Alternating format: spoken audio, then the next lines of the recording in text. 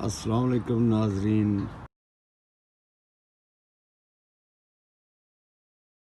YouTube channel ज़्यादा से ज़्यादा सब्सक्राइब करें और बेल आइकॉन का बटन भी प्रेस करें।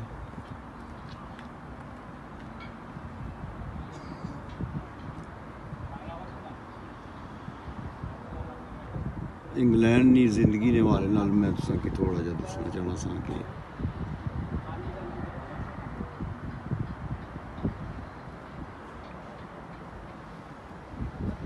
तको इंग्लैंड बर्मिंघम बड़ियां जड़ियां इमारतां बनियां न वो पार सामने वो बर्मिंघम टोने विच न।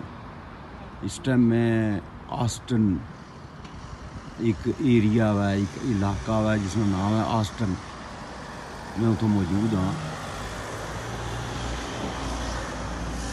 इत्थै ना जो लाइफ स्टाइल है इत्थै दी जी जिंदगी है उसने हवाले नाल ये तको घरां ने विच कई घरां च फुल्लां ने पौधे लगे न, गुलाब ने फुल लगे न। कई घरां च कम्मां ने हवाले नाल इतनी मसरूफ जिंदगी हो जानी है कि फुल्लां ने पौधे नहीं लाए जाने।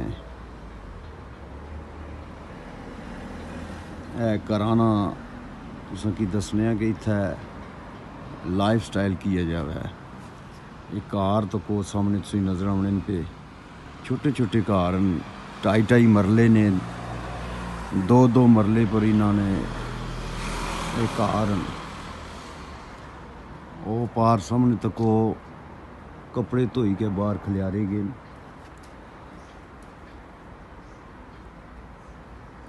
कपड़े धोई के खलियारने ने इत्थै बाहर, कुछ लोग तो अंदर खलियारने लेकिन कुछ बाहर खलियारने।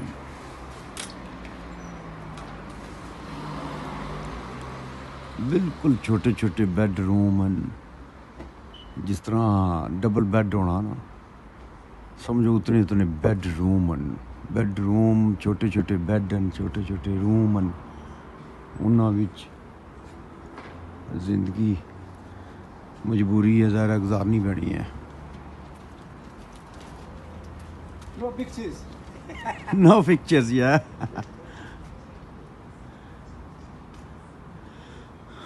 डाकिया जान लगे है जनाब, इत्थै पोस्टमैन है और डाकिया वै ज़ाहिर लोगों ने खत दे तो गया।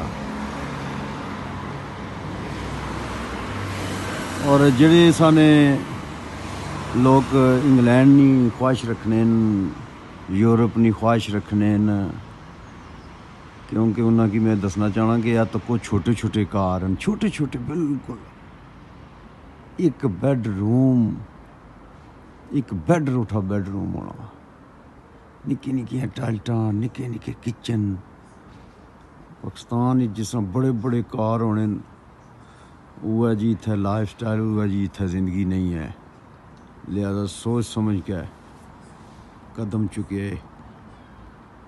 अपना ख्याल रखे। इंशाअल्लाह फिर तुसां की कोई वीडियो दस्सां।